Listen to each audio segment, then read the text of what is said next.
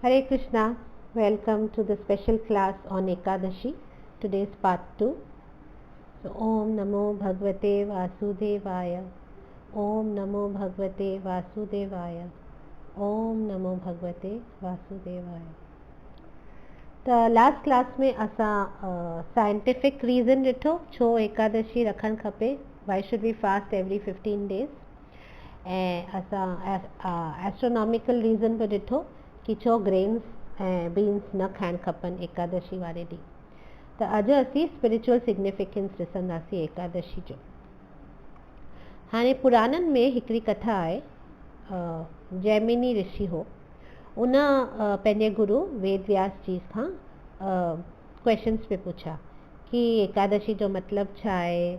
मूं इहो हेतिरा दफ़ा ॿुधो आहे त हेतिरो इम्पोर्टेंट छो आहे एकादशी खे फॉलो करणु, उनखे मां कीअं फॉलो करां ऐं छा थींदो अगरि असीं कोन विर्तु रखंदासीं एकादशी जो. त बेसिकली जैमिनी ऋषि व्यासदेव खां इहे सभु क्वेश्चन्स पे पुछा ऐं चई प्लीज़ मूंखे हिन सॼे मैटर जो मूंखे तूं ज्ञान ॾे.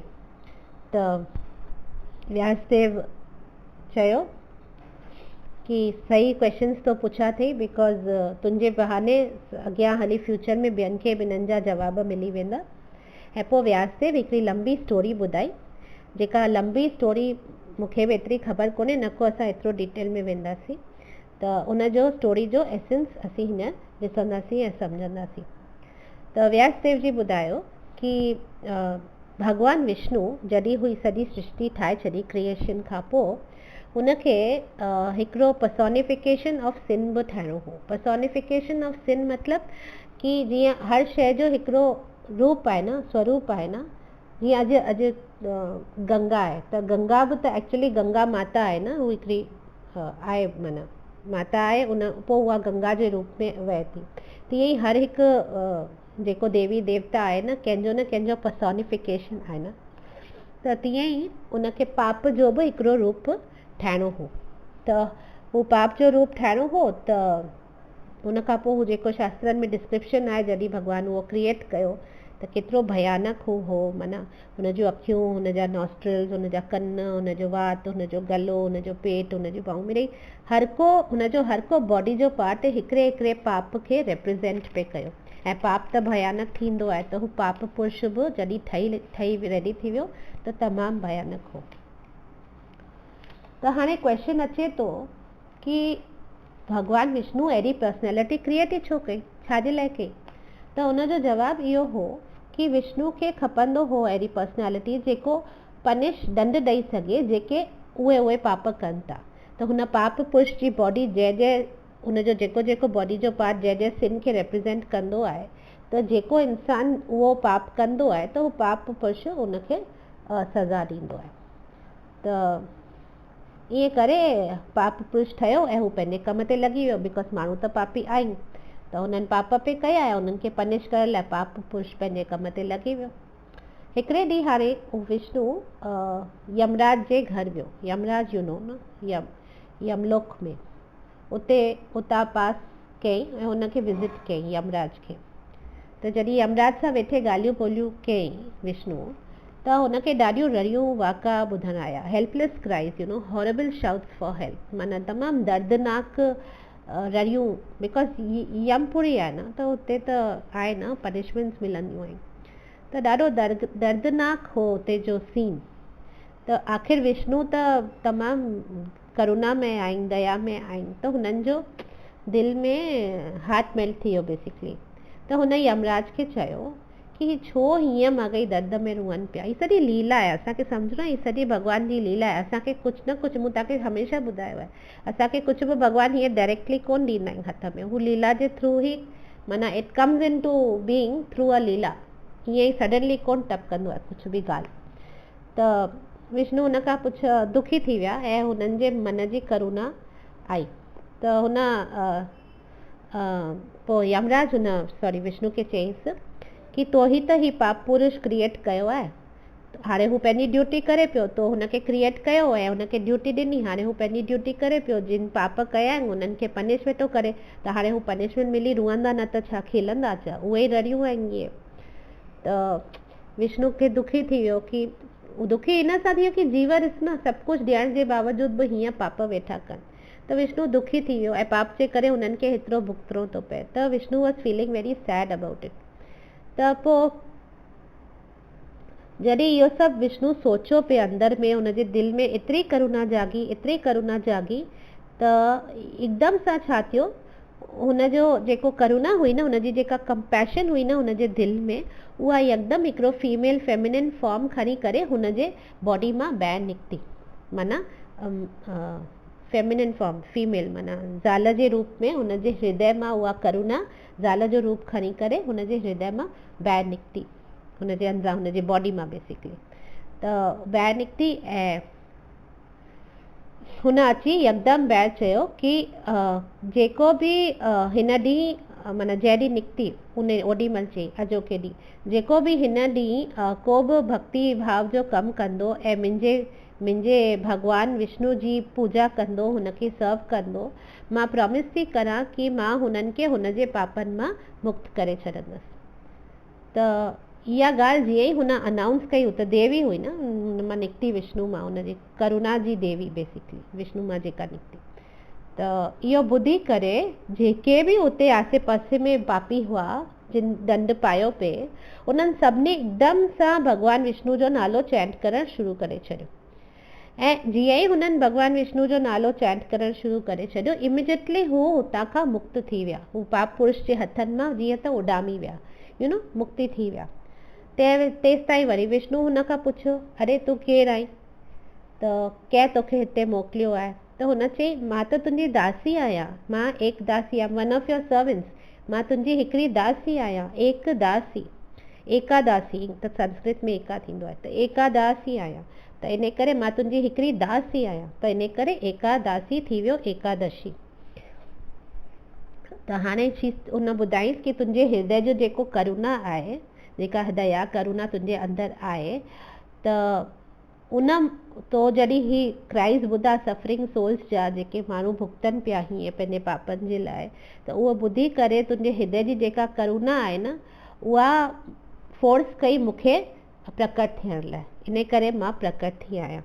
हाणे मूंखे इहो वरदान खपे कि हिन ॾींहुं, अॼोके ॾींहुं, जेको 11हों ॾींहुं आहे तिथि जे हिसाब सां, त जेको बि तुंहिंजो नालो जपंदो, ऐं माना जेको बि तुंहिंजी माना बेसिकली नालो जपण ई हो मेनली, त जेको बि तुंहिंजो नालो जपंदो, तुंहिंजी गुणगान ॻाईंदो, त हुननि खे तूं हुननि जे सभिनी पापनि मां मुक्त करे छॾंदे ऐं हू जीअं तुंहिंजे धाम पहुची सघनि। त मूंखे इहो वरदान खपे कि मुंहिंजे प्रकट थियण जे ॾींहुं जेको बि तुंहिंजा नाला हीअं वठंदो त उन्हनि खे मुक्ति मिली वेंदी। त विष्णु तथास्तु चयो, ग्रांट थी वियो बून, ठीकु आहे।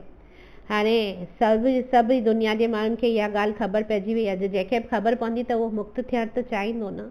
त सभिनी उते यमपुरी में बि सभिनी भॻवानु विष्णु जो नालो चैन करणु शुरू करे छॾियो ऐं सभु हिकु हिकु करे उतां खां मुक्त थींदा विया। हाणे पाप पुरुष इहो ॾिठो, पाप पुरुष इहो ॾिसी करे वैकुंठ वियो विष्णु वटि कि तूं छा करे वियो आहीं। तो यमराज जी ॻाल्हि ॿुधी, तो हुन जेके पापी आहिनि उन्हनि जी ॻाल्हि ॿुधी, तो एकादशी जी बि ॻाल्हि ॿुधी, पर मुंहिंजे बारे में तो कोन सोचो। मूंखे तो ई न ठाहियो हो, हाणे मूंखे को कमी कोन्हे, रीज़न हो मुंहिंजे बर्थ जो, तो मूंखे इन लाइ ठाहियो हो कि मां उन्हनि खे पनिश करां जेके पाप कनि पिया। हाणे तो इहा काउंटर रेमेडी ॾेई छॾी आहे, कोन एंटीडोट वांगुरु जीअं चइजे। त हाणे तो इहा वैक्सीन चइजे, कोरोना जी लैंग्वेज में अॼुकल्ह ॻाल्हायूं त। हाणे तो इहो काउंटर रेमेडी ॾेई छॾी अथई, तो हाणे मां त बेरोज़गार थी वियो आहियां। ऐं अगरि हू पापी कोन कंदा त हू सभु वैकुंठ वेंदा हली, त मां छा करां, मां केॾां वञा। त उहो पाप पुरुष हुनखे विष्णु खे चयो। त विष्णु चयईसि कि हाणे तुंहिंजो को कमु कोन्हे। त विष्णु चयईसि हाणे तुंहिंजो को कमु कोन्हे, तूं भले वञ हली हितां। त चयईसि मां किथे वञा, सॼो दुनिया त तुंहिंजो राज्य आहे, हे तूं जगन्नाथ आई, सॼो जग तुंहिंजो आहे, मां हाणे केॾां वेंदसि, मुंहिंजे लाइ त का जॻह ई कोन बची आहे। त विष्णु चयईसि ठीकु आहे, जंहिं ॾींहुं हू एक्टिव कोन्हे त उन ॾींहुं तूं प्रिवेल कर। जंहिं ॾींहुं एकादशी एक्टिव कोन्हे उन्हनि ॾींहंनि में तूं भले पंहिंजो कमु करे सघी थो, पर जंहिं ॾींहुं हूअ मैनिफेस्ट थी आहे उन ॾींहुं तूं वञी करे किथे लिकी करे वेही रहो। त हुन चई मां किथे लिकां, मूं वटि थोरी का जॻह आहे लिकण लाइ। त विष्णु चयईंसि कि एकादशी ॾींहुं जंहिं ॾींहुं हूअ एकादशी आई आहे, एकादशी ॾींहुं तूं वञी करे अन्न में लिकी पओ। त पोइ इन करे चवंदा आहिनि कि एकादशी वारे ॾींहुं पाप पुरुष एकादशी जे दप खां वञी करे ग्रेन्स में लिकी वेंदो आहे। ग्रेन्स माना इहो चांवर, दाल, ऑल टाइप्स ऑफ ग्रेन्स, कणिक, ई दालियूं, मुङ, चौणा, छोला, ई सभु जेके बि आहिनि, बीन्स एंड ग्रेन्स, इन्हनि में पाप पुरुष हूंदो आहे। सो इन करे चवंदा आहिनि कि उन ॾींहुं अगरि तव्हां ही अन्न खाओ था त माना तई पाप पुरुष आहे न, त माना सभु तरह जा पाप असांजे मथां लॻंदा अगरि असां उन ॾींहुं अन्न खाधोसीं त, बिकॉज स्वयं पाप पुरुष ई उन्हनि अन्न में वञी करे वेठो आहे। त Paap Purush is the full combination of all the types of पाप्स न। पोइ ब्रह्म हत्या हुजे, स्त्री हत्या हुजे, चोरी हुजे, डकैती हुजे, जेके बि ग़लति ॻाल्हियूं आहिनि संसार जूं, त उहे सभु पाप असांखे लॻंदा अगरि असां एकादशी ॾींहुं अन्न खाधोसीं त इन करे चवंदा आहिनि कि एकादशी ॾींहुं अन्न कोन खाइबो आहे। इहो आहे स्क्रिप्चुरल रेफरेंस, स्पिरिचुअल एंगल खां जेको ॾिसिजे पियो त इहो आहे। ठीकु आहे। हाणे हिकिड़ी ॿी स्टोरी बि हिन कनेक्शन में ईंदी आहे। उनखे अञा एडवांस करण लाइ भॻवानु हिकिड़ी ॿी लीला कई एकादशी जो महिमा खे फैलाइण लाइ, जीअं माण्हू एकादशी खे मञनि। त हिकिड़ो डीमन हो, दैत्य हो, हुनजो नालो हो मूरा। एक्चुअली मूरा खे ई मारियईं, तॾहिं कृष्ण खे मुरारी चइबो आहे न, आई थिंक उहो ई आहे, आई डोंट रिमेंबर। एनीवे हिकिड़ो डीमन हो मूरा। हाणे हू छा कई, एतिरो स्ट्रॉन्ग डीमन हो, सभिनी देवी देवताउनि खे परेशान करे चयईं, उन्हनि खे अटैक कयईं, उन्हनि खे चैलेंज कयईं, उन्हनि जी पोज़िशन्स खे, ऐं बेसिकली ॾाढो हराईंदो हो, देवी देवताउनि खे प्रॉब्लम्स क्रिएट कंदो हो। हू सभु आख़िर में उनखां जॾहिं पुॼी कोन सघिया त हू सभु विष्णु वटि विया, बिकॉज अल्टीमेटली देवताऊं जंहिं दैत्य खां पुॼी कोन सघंदा आहिनि, सिधो विष्णु वटि भॼंदा आहिनि कि प्लीज़ असांखे बचाए। त हाणे विष्णु छा कयो, हू उन्हनि चयो ठीकु आहे तई वञो, मां अचां थो। त विष्णु बि फिज़िकल पंहिंजो मैनिफेस्टेशन खणी करे चंद्रावती जेको हुनजो राज्य हो हुन मूरा जो, उते आया। उते अची करे मूरा खे अटैक कई।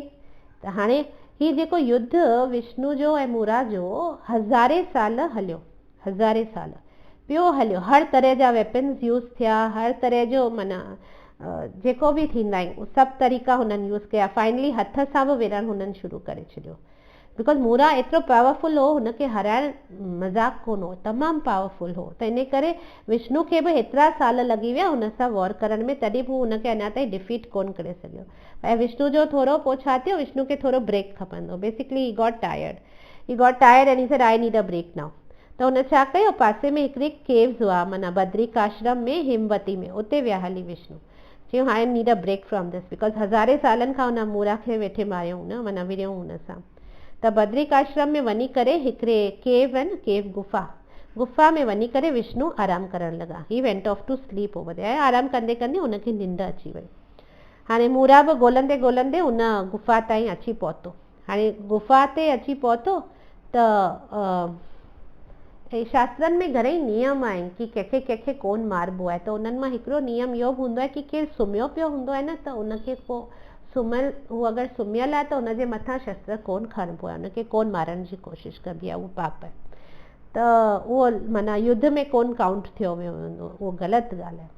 त एनीवे विष्णु सुम्हिया पिया हुआ, त ही मूरा उते पहुतो, उते ॾिठई विष्णु सुम्हियो पियो आहे, त कढी पंहिंजी तलवार हुनखे मारण ई वारो हो। त जीअं ई हुनखे मारण वारो हो, विष्णु जे लेफ्ट साइड मां हिकिड़ी दासी माना एकादासी उहा मैनिफेस्ट थी। ऐं जीअं ई मैनिफेस्ट थी निकिती हुन मां, ऐं निकिरी करे पंहिंजे स्वॉर्ड सां हिकिड़े ई कट सां मूरा जो मथो कटे छॾी, माना हिकिड़े ई शॉट सां मूरा जो मथो छा चइबो सिर, छा अलाए चइबो, शी जस्ट कट ऑफ हिज हेड। ओके। त हाणे विष्णु ओॾीमहिल उथी करे चयईं कि हिन पोटेंसी खां पुछियईंसि कि अच्छा तो ही कीअं कयो। चई एकादशी हथ जोड़े बीठी, चई मतिलब तो एतिरो जल्दी कीअं कयो, मूंखे हेतिरा साल लॻी विया हिन सां विढ़ण में, ऐं तो हिकु सेकेंड में हुनखे मारे छॾियो, ऐं मां 1000 सालनि खां हुन सां वेठो विढ़ा, मां हुनखे मारे कोन सघियो आहियां। ऐं आख़िर मां थकिजी अची हिते थोरो आरामु करणु वेठसि ऐं तूं बसि हिकु सेकेंड में निकिती आहे ऐं तो हुनखे हीअं ख़तमु करे छॾियो, त इहो कीअं थियो मूंखे ॿुधाए भला। ही बि हिकिड़ी लीला आहे, you have to understand from that point of view. त हू एकादशी स्माइल कई ऐं हुन चयईं कि छोकी लाइ मां तुंहिंजो मर्सी ऐं कंपैशन माना करुणा दया जो रूप आहियां, मां तुंहिंजे करुणा ऐं दया जी रूप आहियां, इन करे मां इहो कमु हिकु सेकेंड में करे सघियसि। छोकी लाइ बिकॉज मां तुंहिंजी करुणा ऐं दया जो रूप आहियां, माना Ekadashi is the personification of Vishnu's mercy and compassion, माना भॻवान जो जेको करुणा ऐं दया जो आहे न, जंहिंखे अगरि रूप ॾिजे त उहो रूप एकादशी जो थींदो आहे। त एकादशी चईसि कि इन करे I can grant liberation faster than you can, माना बिकॉज मां इहा आहियां इन करे मां कंहिंखे बि मुक्ति तोखां वधीक तकिड़ो ॾेई सघां थी। त देयरफॉर ईअं चवंदा आहिनि कि एकादशी ॾींहुं जेके भॻवान जे नाले जो चैंटिंग कंदा आहिनि, जप कंदा आहिनि कृष्ण जे नाले जो, हू कृष्णा ताईं जल्दी पहुचंदा आहिनि then those who by the mercy of the Lord. Then मतिलबु चवण जो अर्थ इहो आहे कि भॻवान जी अगरि असांजे मथां डायरेक्ट कृपा या दया आहे त असीं भॻवान ताईं पहुचंदासीं ज़रूरु, पर असीं अगरि एकादशी जे थ्रू वेंदासीं त we will be able to reach faster. उहो ई हिन लीला में प्रकट थिए थो कि भॻवान जे थ्रू वेंदासीं त सपोज़ अगरि साल लॻंदो त एकादशी जे थ्रू वेंदासीं त हिकु सेकेंड लॻंदो, वारी ॻाल्हि आहे। त एकादशी इन करे एकादशी खे उहो वरदान आहे हिकु तरह जो कि हू असांखे वधीक तकिड़ो मुक्ति ॾियारे सघे थी, वधीक तकिड़ो असांखे भगवत धाम पहुचाए सघे थी। ऐं इहो वरदान हिकु तरह सां तुलसी महारानी खे बि आहे। असां तुलसी महारानी जे क्लास में बि ॾिठोसीं न कि तुलसी जी भक्ति बि, तुलसी जी पूजा बि अगरि असीं करूं था त असांजो तकिड़ो एडवांसमेंट थींदो भक्ति में। So Ekadashi and Tulsi are both very merciful and ॿिन्ही जो असांखे एडवांटेज खणणो आहे अगरि असांखे जल्दी जेतिरो जल्दी थी सघे भगवत धाम वञिणो आहे त। हरि भक्ति विलास हिकिड़ो किताबु आहे, शास्त्र आहे, त उन में लिखियलु आहे कि एकादशी जे ॾींहुं अगरि तव्हां चैंट करो था भॻवान जा नाला, कृष्ण जा नाला, ऐं हू जेको डीटी आहे माना विग्रह आहे, तव्हां हुनजी पूजा करियो था तुलसी जे पतनि सां, चंदन में मतिलबु तुलसी जा पता डिप करे अगरि तव्हां हुन डीटी खे ऑफर था करियो विग्रह खे, ऐं भॻवान कृष्ण जे नाले जो जाप था करो, त उन्हनि लाइ भगवत धाम कृष्ण धाम गोलोक वञणु गैरेंटीड आहे। एकादशी वारे ॾींहुं अगरि तव्हां तुलसी सां भॻवान जी शेवा था करो ऐं भॻवान कृष्ण जे नाले जो जप था करो त। सो इहो आहे। त बेसिकली असां साइंटिफिक व्यू ॾिठो छो एकादशी रखणु खपे, एस्ट्रोनॉमिकल व्यू ॾिठो छो एकादशी रखणु खपे, ऐं असां शास्त्रनि जे पॉइंट ऑफ व्यू मां पाप पुरुष जी ऐं मूरा जी स्टोरी बि ॾिठी कि छो असांखे एकादशी रखणु खपे।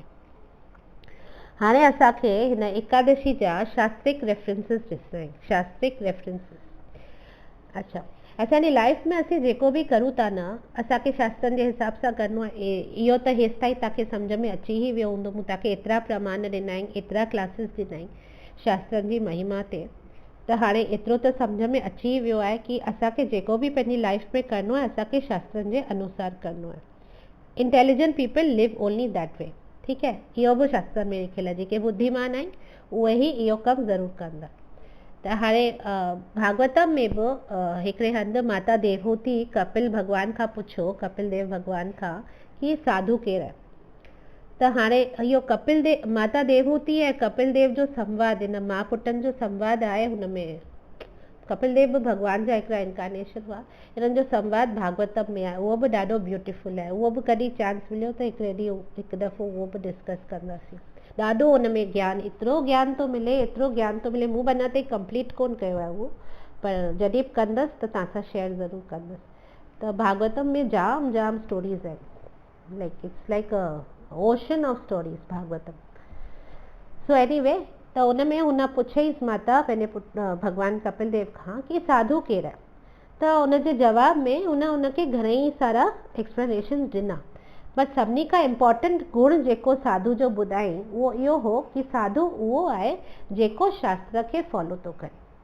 त बेसिक डेफिनेशन साधु जी भॻवान इहा ॾिनी कि उहो ई माण्हू खे असीं साधु चई सघूं था जेको शास्त्र खे फॉलो तो करे, शास्त्रा जे चयल अनुसार पंहिंजी ज़िंदगी जिए तो उहो ही एक्चुअल में साधु आहे। त हाणे अगर असी ज़िंदगी शास्त्रनि जे हिसाब सां जियूं था त असी थियासीं ज्ञानी, राइट। हाणे असांखे सम्झणो आहे कि घणेई टाइप जा व्रत आहिनि, फास्ट, उपवास, पूजा पाठ, वार, ही वार हू वार, घणेई आहिनि, हर देवता लाइ अलॻि अलॻि आहिनि, बट असांखे सम्झणो आहे कि ही सभु मैक्सिमम शास्त्रनि मां कोन अथव जेको असांखे अॼु एज़ ऑफ नाउ, हींअर त वरी बि माण्हू तमामु मिनिमम था कनि, अॻे माण्हू घणेई कुझु फॉलो कंदा हुआ, पर उन में बि असांखे सम्झणो आहे जेको हू फॉलो कंदा हुआ केतिरो परसेंट, वॾी 75% हू असांजे शास्त्रनि मां कोन अथव। हू कंहिं गुरू, कंहिं फलाणे, कंहिं ढिंगरे कुझु शुरू कयो हो ट्रेडिशन, पोइ पीढ़ी दर पीढ़ी, पोइ सोसाइटी में, पोइ कम्युनिटी में ईअं करे ॻाल्हि फैलिजी करे उहो हिकिड़ो ट्रेडिशन ठही वियो, पर एक्चुअली उहो शास्त्रनि में कोन्हे, असांखे उहो सम्झणो आहे। त माना ईअं आहे कि परंपरा हलंदी पई अचे, मुंहिंजो पीउ कंदो, मुंहिंजो ॾाॾो कंदो, मुंहिंजो परॾाॾो कंदो, परॾाॾे जो परॾाॾो कंदो हो, किथां खां शुरू थी ॻाल्हि उहो ख़बर कोन्हे, पर उनजो को शास्त्रिक रेफरेंस कोन हूंदो आहे। घणो करे 75 to 80% असां जेके व्रत, तप, ऑस्टेरिटीज़, जेको बि वार फॉलो कंदा आहियूं, ही कथा या हू कथा या जेको बि आहे, मां नाला कोन वठंदसि because may be it's not acceptable, but fact इहो ई आहे कि 75% जेके बि असीं कुझु फॉलो करूं पिया न, पूजा पाठ जूं जेके बि पीढ़ियुनि खां असांजे फैमिलियुनि में हलंदियूं पियूं अचनि, उन्हनि जो को बि शास्त्रिक रेफरेंस कोन हूंदो आहे। हू कंहिं न कंहिं गुरू, कंहिं न कंहिं योगी, कंहिं न कंहिं मुनि, कंहिं न कंहिं स्वामी शुरू कयो हूंदो आहे, कंहिंखे ॾस ॾिनो हूंदो आहे, ऐं उहो माण्हू बसि फॉलो करे करे उनखे हिकिड़ी ट्रेडिशन लाइफ लॉन्ग जी ठाहे छॾींदा आहिनि। त इहो असांखे सम्झणो आहे, पर असांखे हिते इहा ॻाल्हि पॉइंट सम्झ में, इन मां कढिणो छा आहे मेन ॻाल्हि, इन मां मेन ॻाल्हि इहा कढणी आहे कि अगरि हिकिड़ो छोकिरो खे प्यास लॻी आहे त 15 ॾींहं खां हुन पाणी कोन पीतो आहे ऐं हुनखे ज़बरदस्त प्यास लॻी आहे, त हू अचे थो मूं वटि कि मूंखे प्लीज़ पाणी पीआर, मूं 15 ॾींहंनि खां पाणी कोन पीतो आहे, मूंखे ॾाढी प्यास लॻी आहे, ऐं हू मूंखां पाणी थो घुरे, मूंखे हुनजे मथां प्यार, दया सभु कुझु थो अची वञे, ऐं मां पाणी जे बदिरां घीअ जो टोप ॾियांसि थी, वठि पी। हाणे हू घी त पाणी खां केतिरो महांगो आहे, पाणी त फ्री जी शइ आहे, घी त हेतिरो महांगो आहे, त छा हू पंहिंजी प्यास हुन घी सां बुझाए सघंदो? क्वेश्चन उहो आहे। Will he be able to quench his thirst from ghee? न। तीअं ई असांखे जॾहिं भॻवान खे संतुष्ट करणो आहे त कहिड़ो व्रत करणो आहे, कहिड़ी तपस्या करणी आहे, कहिड़ो उपवास करणो आहे, सभु भॻवान ख़ुदि ई शास्त्रनि में ॿुधायो आहे। असीं पंहिंजो मन घरत या कंहिंजे चए सां असीं व्रत, तप, पूजाऊं, उपवास कंदासीं न, त उन में छा थींदो, न को असांजी तृष्णा, असांजी प्यास बुझंदी, न को भॻवान उन में संतुष्ट थींदा। Is my point clear? त असीं कहिड़ो बि पूजा पाठ, व्रत, जप, तप असीं अगरि पंहिंजे मन जे हिसाब सां या कंहिंजे ईअं ई चए जे हिसाब सां कंदासीं, ऐं उहो जेको भॻवान जो शास्त्रनि में चयल आहे उहो न फॉलो करे असां ॿियनि जो ठहियल सिस्टम खे अगरि असीं कंदासीं फॉलो, त केतिरी बि असीं ऑस्टेरिटी करूं, केतिरी बि असीं तपस्या करूं, कहिड़ा बि असीं यज्ञ करूं, असां भॻवान खे संतुष्ट कोन करे सघंदासीं, न को असांखे मन जी शांती मिलंदी। थर्स्ट माना असांजी प्यास कोन बुझंदी, मतिलबु छा, असांखे शांती कोन मिलंदी। त भगवत गीता में कोन हिकिड़ो श्लोक आहे 5th चैप्टर में, भॻवान चवनि था, भोक्ताराम यज्ञ तपसाम सर्वलोक महेश्वरम शूद्रम सर्वभूतानां ज्ञात्वा माम शांतिम रिच्छति। इन जो मतिलबु आहे कि सॼा व्रत, सॼा तपस्याऊं, सभिनी जो भोक्ता मूंखे ई सम्झो। भोक्ताराम यज्ञ तपसाम माना सभिनी जो भोक्ता मूंखे ई सम्झो। इन जो मतिलबु आहे कि अगरि केरु कृष्ण लाइ व्रत करे थो, कृष्ण लाइ तप करे थो, कृष्ण लाइ जप करे थो, कृष्ण लाइ उपवास करे थो, त भॻवान चवनि था कि उनखे सुख ऐं शांती मिलंदी। ऐं कृष्णा खे छॾे अगरि ॿिए कंहिंजे लाइ तव्हां कहिड़ो बि यज्ञ करो, होमम करो, तपस्या करो, विर्त करो, त तव्हांखे शयूं त मिलंदियूं, नंढियूं वॾियूं घणेई जाम सारियूं शयूं त मिलंदियूं, पर तृप्ति, सेटिस्फैक्शन, संतुष्टि, शांती कोन मिलंदी। उहो ही श्लोक असांखे क्लियरली ॿुधाए थो कि ज्ञात्वा माम शांतिम रिच्छति। ज्ञात्वा माना thus knowing माम मी, that is Lord Krishna, शांतिम रिलीफ फ्रॉम मटीरियल पैंग्स, रिच्छति वन अचीव। मां तव्हांखे हिन जो हिंदी मीनिंग थी ॿुधायां, तॾहिं तव्हांखे शायदि वधीक सम्झ में ईंदो। मुझे समस्त यज्ञों तथा तपस्याओं का परम भोक्ता, समस्त लोकों तथा देवताओं का परमेश्वर एवं समस्त जीवों का उपकारी एवं हितैषी जानकर मेरे भावनामृत से पूर्ण पुरुष भौतिक दुखों से शांति लाभ करता है। The person in full consciousness of me, knowing me to be the ultimate beneficiary of all sacrifices and austerities, the supreme lord of all planets and demigods, and the benefactor and well-wisher of all living entities, attains peace from the pangs of material miseries. त असां ॿिया सभु केतिरा बि कुझु बि करूं, व्रत तप उपवास, असांखे नंढियूं नंढियूं शयूं मिलंदियूं जेके असांखे हूअं बि हिते ई छॾे वञणियूं आहिनि, पर मन जी शांती कोन मिलंदी, न को असांखे भगवत धाम मिलंदो जेसि ताईं असां कृष्ण लाइ कोन कयो आहे भोक्ताराम। छोकी लाइ भोक्ताराम केरु आहे? कृष्ण आहे। हर यज्ञ जो भोक्ताराम, यज्ञ तपसाम, हर यज्ञ ऐं तप जो भोक्ता केरु आहे? कृष्ण आहे। इन करे लास्ट लाइन में न ज्ञात्वा, जंहिं इहो ॼाणे वरितो, ज्ञात्वा माम शांतिम रिच्छति, जंहिं इहो ॼाणे वरितो उनखे शांति ज़रूरु मिलंदी। सो हाणे क्वेश्चन अचे थो कि भगवान लाइ कहिड़ो व्रत रखूं। हाणे भगवान कृष्ण खे प्रसन्न करण लाइ कहिड़े व्रत खे असांखे करणु खपे, त शास्त्र पुराण ऐं उपनिषद ऐं वेद असांखे चवनि था कि हिकिड़ो ई वॾे में वॾो व्रत आहे ऐं उहो आहे एकादशी व्रत। तॾहिं उन सां कृष्ण भॻवान प्रसन्न थी वेंदा आहिनि। ऐं अगरि असीं वैष्णव आहियूं ऐं असीं Ram Krishna Vishnu, see there are basically ये सभु विष्णु तत्व आहिनि न, श्री राम कृष्ण विष्णु, त हिननि सभिनी खे अगरि असीं वैष्णव आहियूं त असां सभिनी खे एकादशी व्रत रखणु खपे। So to please Krishna we have to do Ekadashi, ऐं इहो शास्त्र में ॾिनल आहे। किथे ॾिनल आहे? क्वेश्चन अचे थो त हा, जीअं सेवा भाव सां कबी आहे पर डिसीशन बुद्धि सां ई खणबो आहे, त ही व्रत खणण जो डिसीशन तई भले बुद्धि सां ई खणिजो। मां तव्हांखे हिन जेके मूं नोट्स ठाहिया आहिनि सभु शास्त्रिक प्रूफ्स जेके आहे मां तव्हांखे हींअर ॿुधायां थी। त शास्त्र चवनि था कि भले ॿियो को विर्त तई रखो न रखो, ॿियो को तप तई करियो न करियो, पर तव्हांखे एकादशी जो व्रत ज़रूरु करणु खपे। छोकी लाइ एकादशी व्रत इज़ द महारानी ऑफ ऑल व्रत। जीअं कि 2000 जे नोट में 500 बि थो अची वञे, 100 बि थो अची वञे, 1000 जो नोट बि थो अची वञे, 10 जो बि थो अची वञे, 20 जो बि थो अची वञे, 5 जो बि थो अची वञे, रुपयो बि थो अची वञे। सॼी करेंसी 2000 जे नोट में अची थी वञे न, समाइजी थी वञे न। तीअं एकादशी व्रत में सभु व्रत समाइजी वेंदा आहिनि। सभिनी खां पहिरीं असीं ॾिसूं था हरि भक्त विलास। हरि भक्ति विलास में सनातन गोस्वामी चवनि था, नमो भगवते तस्मै, नमो भगवते तस्मै यस्य प्रियतमा तिथि, यस्य प्रियतमा तिथि एकादशी द्वादशी च, एकादशी द्वादशी च सर्वाभीष्टा प्रदानिनाम, सर्वाभीष्टा प्रदानिनाम। माना हिते सनातन गोस्वामी चवनि था कि मां उन तिथि खे प्रणाम थो करां जेका तिथि मुंहिंजे कृष्ण खे अति प्रिय आहे, जंहिं तिथि खे कृष्ण ॾाढो प्रेम कंदा आहिनि, उन तिथि खे मां प्रणाम थो करां। ऐं अगरि केरु एकादशी द्वादशी च मीन्स अगरि एकादशी ऐं द्वादशी खे केरु फॉलो करे थो त हुन जूं सभु इच्छाऊं पूर्ण थी वेंदियूं। So this comes in Hari भक्ति विलास। हाणे सेकेंड मत्स्य पुराण में ॾिसूं था। मत्स्य पुराण जेको वेद व्यास लिखियो आहे। एकादश्याम निराहार यो भुंक्ते द्वादशी दिने, एकादश्याम निराहार यो भुंक्ते द्वादशी दिने। माना अगरि केरु एकादशी ॾींहुं निराहार रहे थो, माना कुझु कोन थो खाए, ऐं यो भुंक्ते ऐं खाए थो द्वादशी जे ॾींहुं, त शुक्लेर यदि कृष्णे तद व्रतम वैष्णवम महात।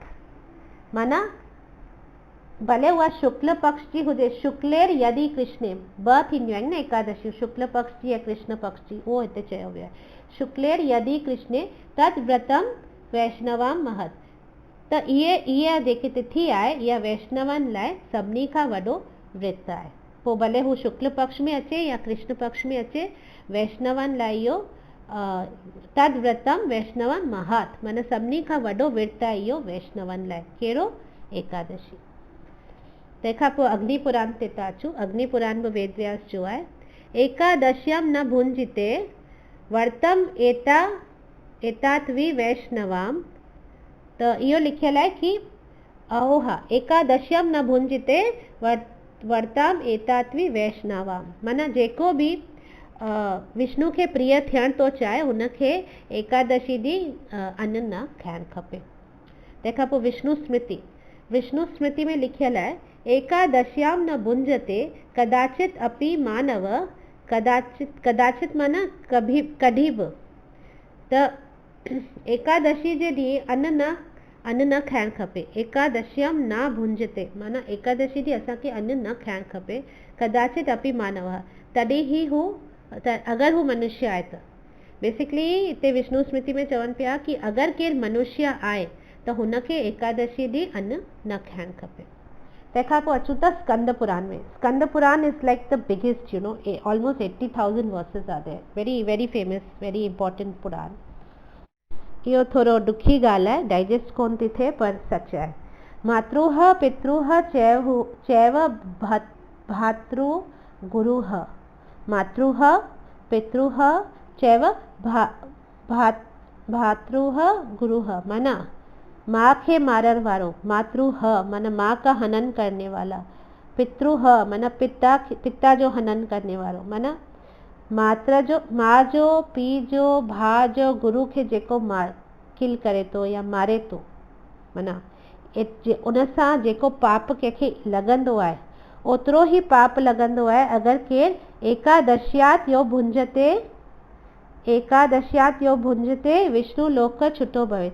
जेको एकादशी जे ॾींहुं अन्न खाईंदो आहे, माना जेको एकादशी जे ॾींहुं अन्न खाईंदो आहे, भले हू वैकुंठ बि विष्णु लोक छुटो भवे, माना हू विष्णु वैकुंठ बि पहुची वञे न, तॾहिं बि हू कीअं न कीअं माना उते पहुचण खां पहिरीं ई किरी पवंदो। भले हुन ॿिया अहिड़ा कर्म कया हुजनि जो हू वैकुंठ पहुचणु चाहे या पहुचणु थी चाहे, पर हुन एकादशी ॾींहुं अगरि अन्न खाधो त हू उतां खां बि हुनजो फॉल डाउन थी वेंदो। तंहिंखां पोइ ब्रह्मवैवर्त पुराण में लिखियल आहे स केवल अघम भुंजते, माना उहो सिर्फ़ पाप ही तो खाए। स केवल अघम भुंजते, स माना उहो, केवल माना सिर्फ़, ऐं अघम माना पाप, भुंजते माना खाइण, त उहो सिर्फ़ पाप ही तो खाए। यो भुंजते हरि वसरे, मूं तव्हांखे चयो न एकादशी जो नालो हरि वसरे बि आहे। त जेको ग्रेन्स खाए थो, अन्न खाए थो एकादशी ॾींहुं, हू सिर्फ़ु पाप ही थो खाए। बिकॉज ॾिठोसीं न कीअं पाप हुन में रिसाइड कंदो आहे। त इन करे भूल सां बि असांखे एकादशी ॾींहुं अन्न न खाइणु खपे, न को ॿिए कंहिंखे ठाहे करे खाराइणु खपे, अवॉइड कजे। विष्णु धर्मोत्तर पुराण। ब्रह्मचारी गृहस्थो वा वानप्रस्थो यथा यति, माना केरु ब्रह्मचारी हुजे, गृहस्थ हुजे, वानप्रस्थ हुजे या सन्यासी हुजे, एकादश्याम ही भुंजनो भुंगते गोमास एव ही। एकादश्याम ही भुंजनो माना जेको भले ब्रह्मचारी हुजे, गृहस्थ हुजे, वानप्रस्थ हुजे या सन्यासी हुजे, अगरि हू एकादशी ॾींहुं अन्न खाए थो त यो भुंजते गोमास एव ही, माना हू गांइ जो मांस पियो खाए। It is as good as eating गांइ का मांस। ही सभु ॾाढो ॾुखियो आहे ॿुधण में, कष्ट बि थिए थो ॿुधी करे, बिकॉज असीं त अलाए केतिरनि सालनि खां असां एकादशी खे ध्यानु बि कोन ॾिनो आहे, पर ही फैक्ट आहे। पर असां अॻियां हली ॾिसंदासीं कि कीअं रिबेट एंड रिसेशन्स बि मिलियल आहिनि, पर बेसिक एक्चुअल में ही सॼो शास्त्रनि में लिखियल आहे। एकादशी जो एतिरो हू आहे माना महिमा। त तंहिंखां पोइ असीं ॾिसूं ॿियो हिकिड़ो आहे एक एव नारी पापी नरके निव गच्छति, माना एक एव नारी पापी नरके निव गच्छति, माना अगरि केरु पाप करे थो त हू नरक में वञे थो। पर उन खां पोइ लिखियल आहे कि अगरि केरु एकादशी ॾींहुं अन्न खाए थो त हू अकेलो कोन वेंदो, हू पंहिंजे सॼे परिवार खे नरक में वठी वेंदो। त हीअ एक्चुअली सॼो इन करे अलॻि अलॻि शास्त्रनि में हीअ सभु ॾिनल आहे जीअं माण्हू एकादशी खे लाइटली न खणनि। एटलीस्ट न ॿियो कुझु न त डप खां, मूं तव्हांखे हिकु दफ़ो ॿुधायो हो न, अर्थो आर्थी ज्ञानी जिज्ञासु, माना 4 तरह जा माण्हू भॻवान वटि वेंदा आहिनि। कुझु पाइण लाइ, पैसो पाइण लाइ या शयूं पाइण लाइ, कुझु डप खां वेंदा आहिनि, कुझु इंक्विजिटिव हूंदा आहिनि कि पतो त करूं आहे केरु आहे छा, कुझु वरी ज़रूरत माना लास्ट में भक्त प्रेम लाइ वेंदा आहिनि। त ईअं करे अलॻि अलॻि टाइप जा माण्हू अलॻि अलॻि लाइ वेंदा आहिनि। त असांखे ई सम्झणो आहे कि जेके शास्त्रनि में बि एतिरो ड्रास्टिकली हीअ सभु मेंशन कयल आहे न, त इहो इन लाइ ई आहे कि एटलीस्ट माण्हुनि खे थोरो डपु थिए, एटलीस्ट हू एकादशी जो पालन कनि, बिकॉज हुन खां सवाइ त मुक्ति आहे ई कोन न। त इहो छा पियो पढ़ियोसीं, एक एव नारी पाप नरके निर्वृगच्छति एकादशी अन्न भोजी य पितृ भी सह मज्जति, माना पंहिंजे सॼे फैमिली खे ई हू नरक में वठी वेंदो। तंहिंखां पोइ पद्म पुराण ते अचूं, हुनजे उत्तराखंड में शिव पार्वती जो संवाद अथव। पद्म पुराण जे उत्तराखंड में शिव पार्वती संवाद आहे, जंहिंमें शिव जी ख़ुदि चवनि पिया पार्वती माता खे कि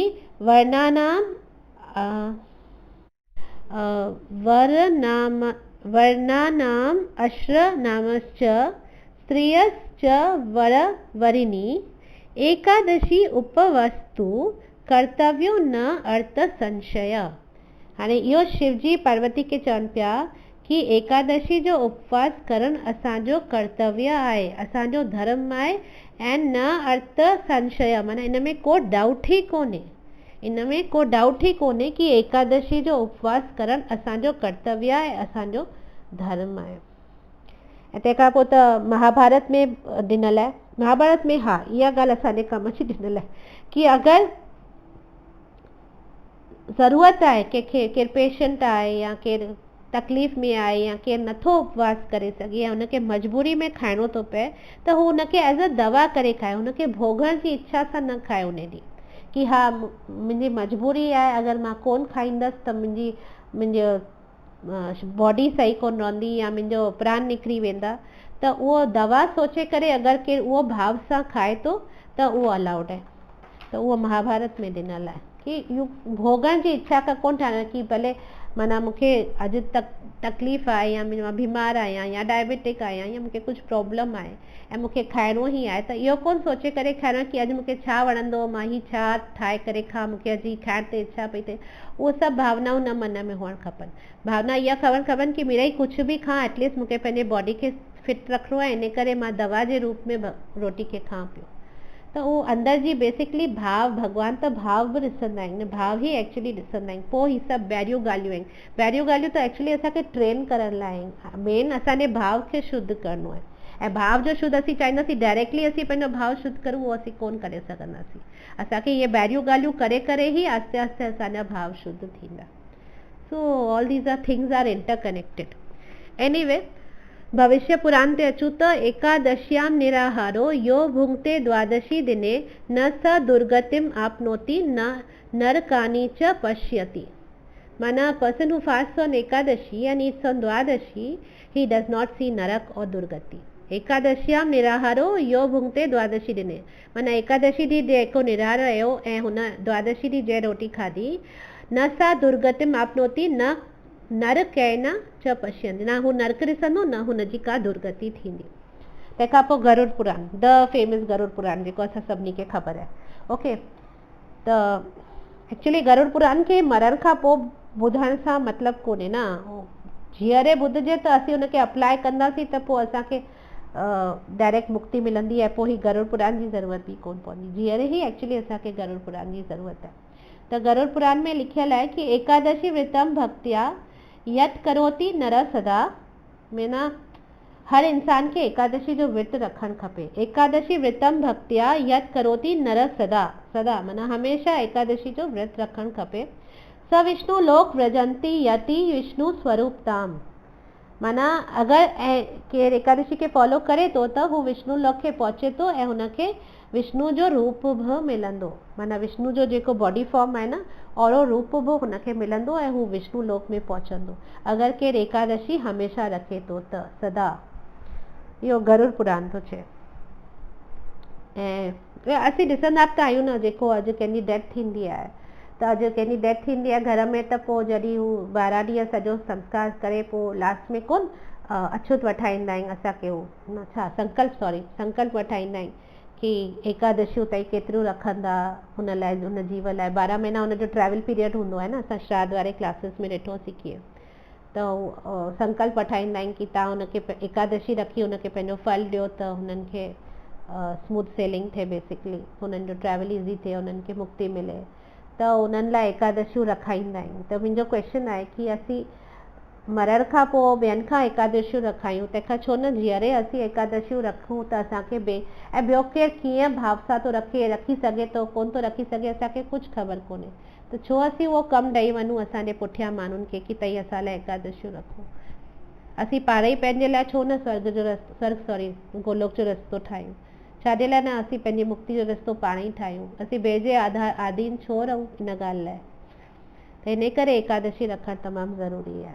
ॾिसो बि था हर को अॼु सभिनी जे घरनि में, कहिड़ो बि घर में ईअं कोन्हे कि कॾहिं मृत्यु कंहिंजी थी न हुजे, सभिनी जे घर में थी आहे, सभिनी जे घर में कर्तव्य थींदा आहिनि, सभिनी जे घर में इहे लास्ट ॾींहुं एकादशियुनि जा संकल्प थींदा आहिनि। तॾहिं बि असीं 5 मिंट वेही इहो सोचंदा कोन आहियूं कि एकादशी छाजे लाइ पिया रखायूं, छा मिलंदो उन आत्मा खे एकादशी असीं रखंदासीं त, उहो कुझु कोन सोचंदा आहियूं। इन करे it's high time we should think कि एकादशी केतिरो इम्पोर्टेंट आहे ऐं असांखे रखणु घुरिजे तीअं असांखे असांजी हींअर असीं जीअरे बि मुक्त थी वञूं ऐं मरण खां पोइ बि असांजी मुक्ति थिए। So now coming to Vishnu Purana. या करोति नरो भक्त्या एकादशीम उपोषणम स यति विष्णु लोकस्यम प्राप्य विष्णु स्वरूपतम। इहो बि ऑलमोस्ट सेम मतिलबु आहे कि जेको भक्त एकादशी रखे थो विष्णु लोकस्यम, माना हुनखे विष्णु जो लोक मिले थो ऐं हू विष्णु जो स्वरूप मिले थो। त ईअं करे हाणे घणेई सवे प्रूफ्स आहिनि, मूंखे जेके कलेक्ट करे सघियसि लेक्चर्स ऐं क्लासिस ऐं बुक्स मां, मूं उहे पॉइंट्स लिखिया आहिनि। बाक़ी ईअं त घणेई हर शास्त्र में एकादशी जी महिमा आहे, हर शास्त्र में, ऐं बार बार लिखियल आहे एकादशी रखणी अथव। तॾहिं बि असीं ॿिया फलाना ढींगरा फालतू जा एतिरा व्रत तप रखूं था फालतू जा, पर असां मेन जेको मोस्ट इम्पॉर्टेंट व्रत आहे, चयमि न जेको 2000 जे नोट में सभु नोट अची था वञनि, त उहो मेन व्रत खे असीं इग्नोर पिया करूं, जेको तमामु ग़लति आहे।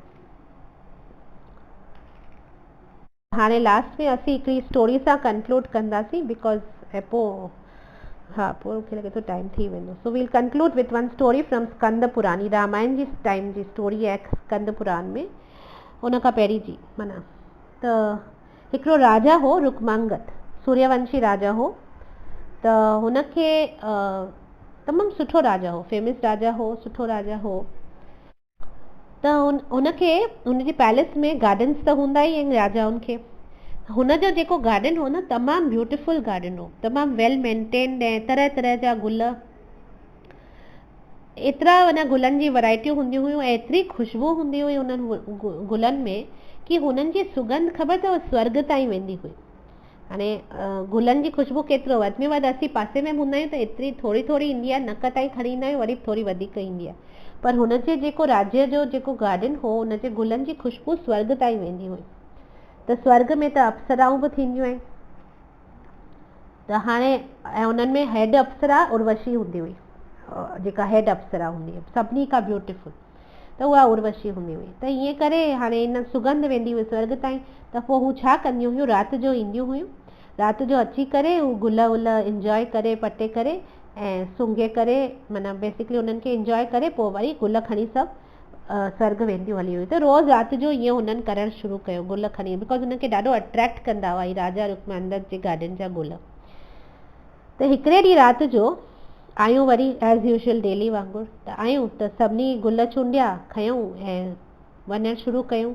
त वेंदे वेंदे सभु निकिरी वियूं। उर्वशी जो जेको साड़ी हुई पल्लू, उहो वाङण कोन्हे, वाङण जे कंडनि में अटकी पियो। माना वही पे त वाङण जो हिकिड़ो पेड़ हो, माना प्लांट हो, उनमें कंडनि में उहो हुनजो साड़ी जो पल्लू अटकी पियो।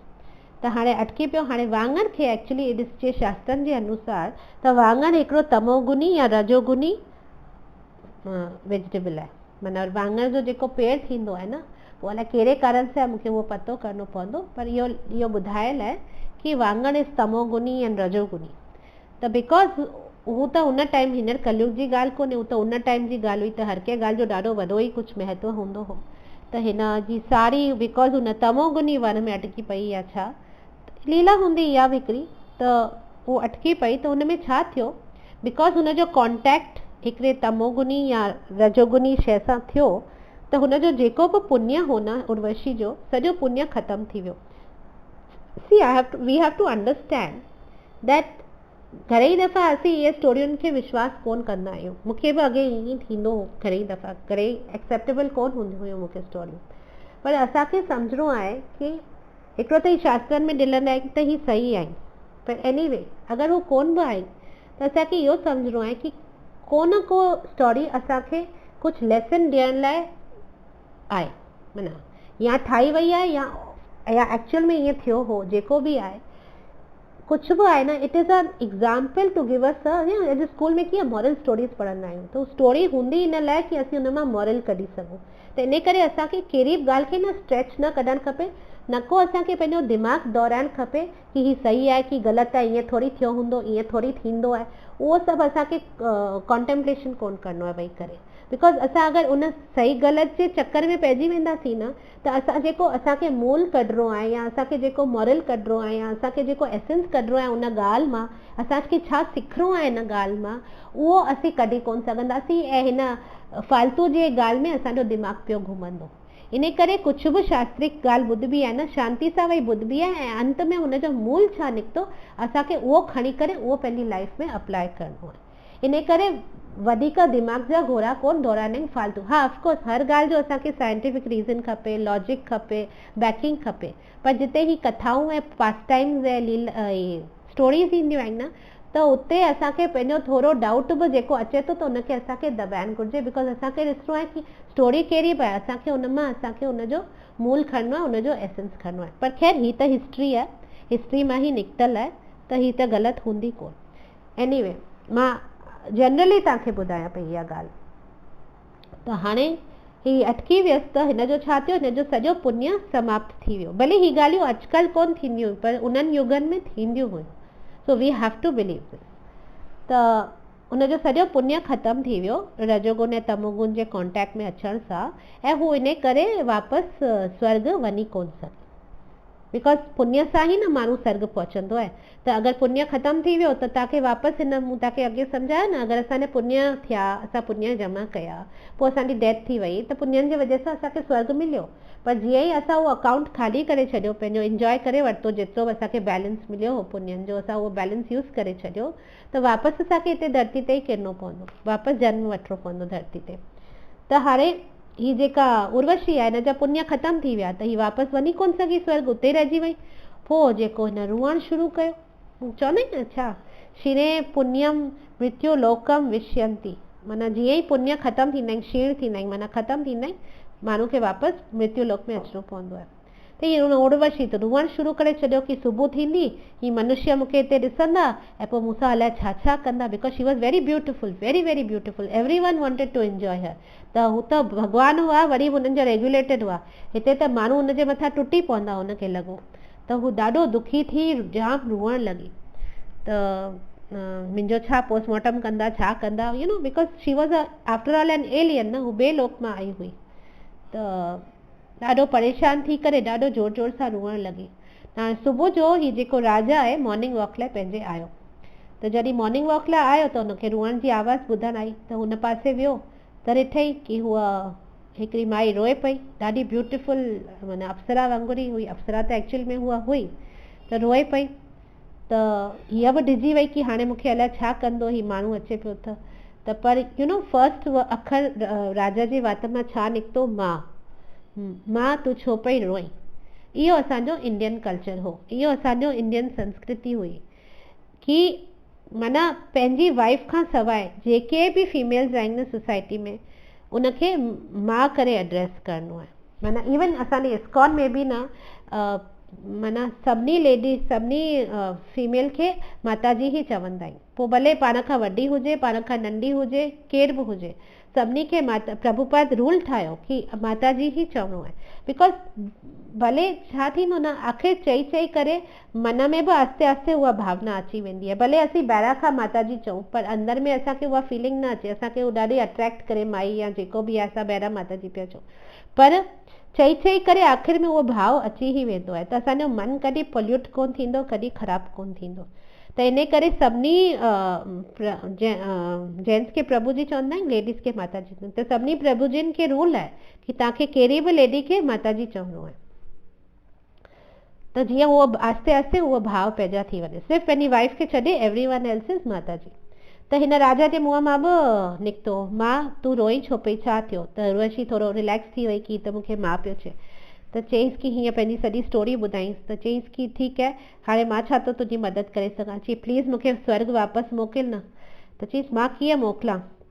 अगरि मूंखे ख़बर हुजे स्वर्ग वञण जो रस्तो त मां हिते छो वेठो हुजां, मां ख़ुदि ई न वञा हले। त चई ठीकु आहे, एटलीस्ट मूंखे कंहिंजो पुण्य ॾेई छॾ न, कंहिंजो पुण्य ॾींदे तॾहिं बि मां स्वर्ग पहुची वेंदसि, पोइ पाण ई मां ॾिसां थी। त चईसि पुण्य मां किथां ॾियां, कंहिंजो ॾियां, मूंखे त कुझु सम्झ में ई कोन थो अचे। त चईसि कल्ह एकादशी हुई न? चईसि हा। चई अॼु द्वादशी आहे न? चईसि हा। चई ठीकु आहे, कल्ह जंहिं बि तुंहिंजे किंग राज्य में एकादशी रखी हुजे न, तूं प्लीज़ उनखे चईसि मूंखे पंहिंजो पुण्य ॾेई छॾे त मां वेंदसि हली स्वर्ग। त हुन चई एकादशी? एकादशी छा थींदी आहे? मूं त कॾहिं एकादशी ॿुधी कोन्हे, मूंखे त कुझु ख़बर कोन्हे एकादशी जे बारे में। त उर्वशी त वरी सोच में पइजी वई। पोइ चईसि ठीकु आहे, अगरि भुल मां बि कल्ह तुंहिंजे राज्य में केरु बुखियो वेठो हुजे, कंहिं कल्ह कुझु न खाधो हुजे, तूं उहो माण्हू मूंखे आणे ॾे। त चईसि ठीकु आहे। पोइ पंहिंजा सभु सैनिक चारो तरफ़ मोकिलियईं कि अॼो कल्होके ॾींहुं अगरि कंहिं कुझु खाधो पीतो न हुजे त उनखे वठी अचु। सॼे शहर में, सॼे राज्य में सैनिक विया, न्यूज़ पहुती, ॻोल्हे ॻोल्हे ॻोल्हे ॻोल्हे सभिनी खाधो हो। त हिकिड़े हंधि हिकिड़े सोल्जर खे हिकिड़ी माई ॿुढी मिली, हू रुनी पियो हुते कुंड में वेही करे, ॾाढो बेज़ार पिए लॻी। त हुन खां पुछियईंसि कि तूं हिन हालत में छो आई? चई न, कल्ह मां जिते कमु कंदी आहियां मूंखां नुक़सानु थी वियो, त हुन मूंखे न को कल्ह रोटी ॾिनी आहे, न पाणी पीतो अथमि, माना मां हुते पई आहियां कल्ह खां वठी, सॼे ॾींहं खां वठी, अॼु बि अलाए मिलंदो अलाए न खाधो। त हुन चईसि अरे तोखे ई असां ॻोल्हियो पई पिए, तोखे ढेर सारो खाधो मिलंदो, पर पहिरीं तूं मूंसां गॾु हल। त हुन माई खे वठी आया उर्वशी वटि। त उर्वशी हुनखे चयो कि तूं हथ में जल खण ऐं संकल्प कर कि जेको बि तो कल्ह उपवास रखियो आहे उनजो फल तूं मूंखे थी ॾी। त हुन माई हथ में जल खणी करे संकल्प कयो कि मुंहिंजो कल्ह मूं सॼो ॾींहुं कुझु कोन खाधो आहे ऐं उनजो फुल निर्जल उपवास जो फल मां हिन उर्वशी खे थी ॾियां।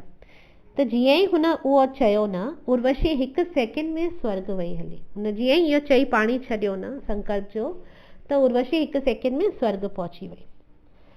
हाणे असांखे हिते सम्झणो आहे कि अगरि कंहिंखे ख़बर बि कोन्हे अॼु एकादशी आहे, तॾहिं बि हू भुल मां ई सही, पर हू उन ॾींहुं कोन थो खाए पीए या अन्न कोन थो खाए, त हू स्वर्ग वञी सघे थो। हू ॿिए कंहिंखे बि स्वर्ग मोकिले सघे थो अगरि हू पंहिंजो उहो संकल्प करे ॿिए खे उहो पास ऑन करे थो बेनिफिट। त जॾहिं केरु जाणी मुड़ी रखे एकादशी, सभु भॻवान खे प्रसन्न करण लाइ जाणी मुड़ी केरु अगरि एकादशी रखे थो, त पोइ हुनखे छा वैकुंठ नथो मिली सघे? जॾहिं असीं ॿिए कंहिंखे पंहिंजे पुण्य जो फल ॾेई स्वर्ग पहुचाए सघूं था, त छा पाण असीं वैकुंठ नथा वञी सघूं?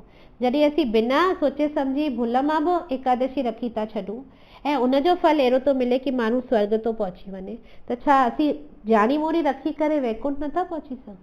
हिनजो को न संशय आहे, कोन चवंदा आहिनि, को डाउट ई कोन्हे, हिन में को संशय ई कोन्हे।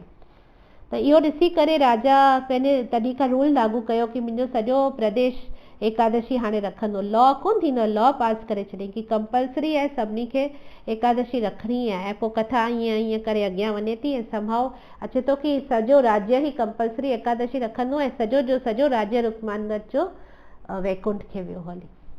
त एतिरी महिमा एकादशी कि तव्हां अगरि भुल मां बि तव्हां एकादशी जो विर्त रखी छॾियो न, त हू भुल बि तव्हांखे स्वर्ग पहुचाए सघे थी। ऐं अगरि तव्हां जाणी मुड़ी रखियो पोइ त वैकुंठ पक्को आहे। त एतिरी आहे एकादशी जी महिमा असांखे गोलोक पहुचाइण ताईं। त I think we can end here today. ऐं हाणे बचे थो एकादशी में छा खाइजे छा न खाइजे, कहिड़े कहिड़े टाइप्स जूं एकादशियूं आहिनि, छो कुझु एकादशियूं हिकु ॾींहुं रखंदा आहिनि, कुझु ॿिया माण्हू ॿिए ॾींहुं रखंदा आहिनि। त इहे सभु क्वेश्चन्स आंसर बेसिकली डाउट्स आहिनि, क्वेश्चन्स आहिनि, त इहो असीं सभु नेक्स्ट क्लास में ॾिसंदासीं। So Hare Krishna, thank you very much, Hari बोल।